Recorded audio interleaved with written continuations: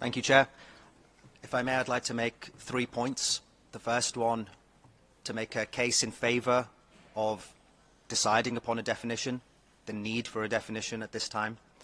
Secondly, to comment on the proposal that you made on the screen, Chair. And thirdly, where that proposal can be improved. Firstly, on the need for a definition. Chair, we've been doing these discussions for 10 years. There's been a certain advantage to having an open, exploratory discussion about what the risks are, what the potential prohibitions could be, what types of technologies we're dealing with. But over 10 years now, we are seeing types of weapon systems that are using autonomy that we cannot concretely identify whether or not they are autonomous weapon systems. This means that a range of robotanks, sentry turrets and loitering munitions are so far evading any of the types of discussions, regulations or prohibitions that we are having over here.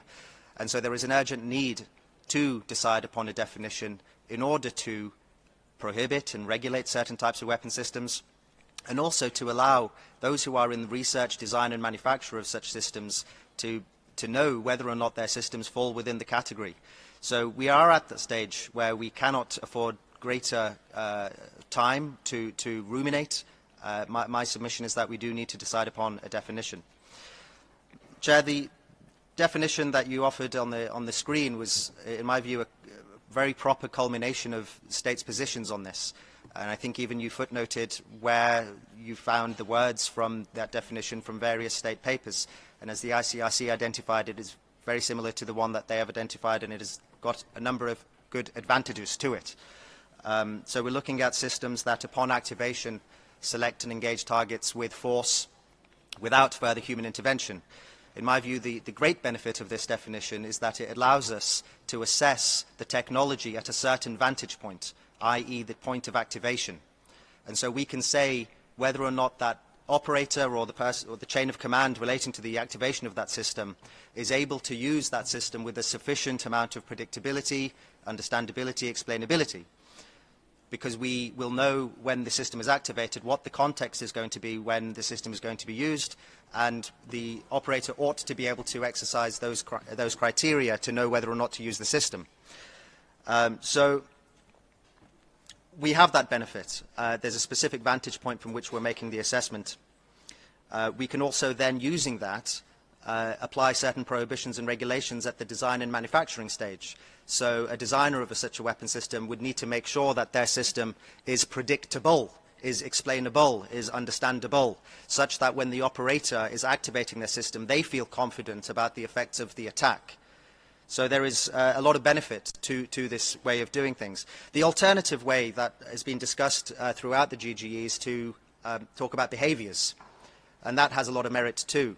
We could say that there is an obligation upon a user to predict, to understand, etc. These are regulating and prohibiting types of behaviours. The disadvantage of that is that what are we then prohibiting in terms of the technology?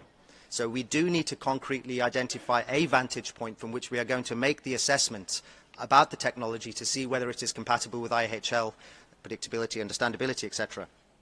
But there is a fatal flaw, which I set out on Monday during my opening statement, with the definition that is being proposed, which is that if we were to look at the actual systems that are in development, virtually all of them have some form of input that takes place after the system's activation.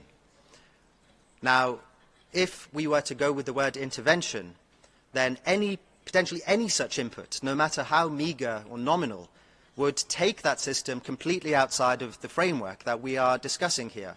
It's a loophole.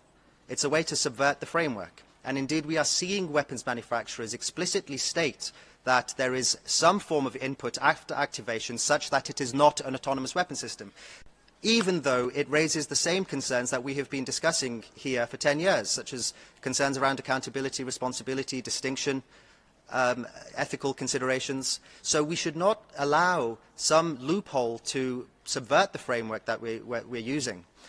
And there is a solution to this. There are many potential solutions to this. One potential solution is to exchange the word intervention with agency. An agency here would mean the undertaking of moral and legal responsibility.